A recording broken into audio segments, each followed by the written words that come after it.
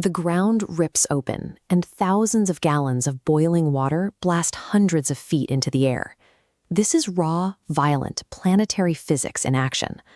But if you step back and look at these sprawling, vibrantly colored terraces, that violence looks surprisingly serene. Today, we treat this landscape as a scenic backdrop for summer vacations. Yet underneath the gift shops and the paved parking lots, visitors are casually walking directly over one of the largest and most active geothermal systems on Earth. The crust here is restless. So how exactly do we safely manage a tourist destination that actively wants to boil over at any minute? And how did we learn to coexist with a landscape this volatile? To navigate this wilderness without getting hurt today, we have to look back at a radical legal experiment that took place here in 1872. Long before Western surveyors ever mapped these geysers, this valley was already a thriving inhabited home. Indigenous communities had lived and hunted across this specific terrain for thousands of years. For these original stewards, the bubbling mud pots and explosive thermal vents held deep cultural and spiritual significance.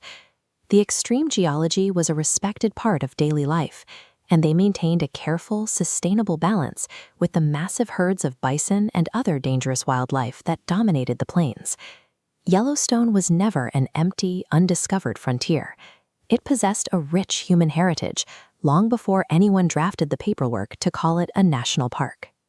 When 19th century Western explorers finally arrived, they sent back reports of grand canyons and explosive waterspouts that sounded entirely made up to the politicians back east.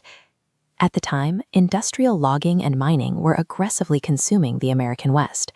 The rapid extraction of resources meant this valley was entirely vulnerable to being bought, harvested, and destroyed within a generation.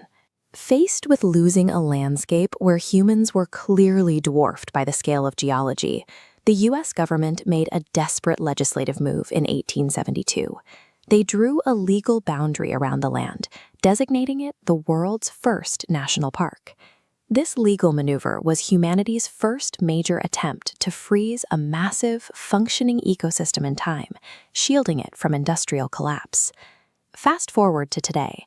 The roads are paved and the signs are clearly printed, but the biological and thermal reality of this land has not softened. The local wildlife here is not domesticated.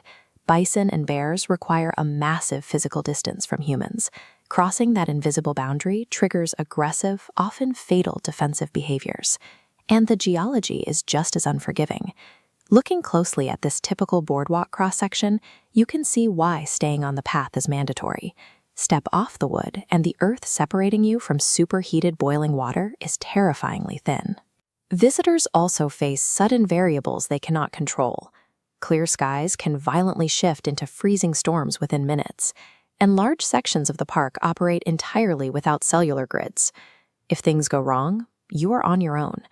That entrance fee at the front gate buys you access, but it is not a ticket to a manicured amusement ride. It acts as a strict contract of responsibility. Standing in Yellowstone allows you to witness the origins of global conservation and connect with an ancient indigenous legacy. It demands total vigilance, absolute respect, and the humble realization that nature, ultimately, is the one in charge here.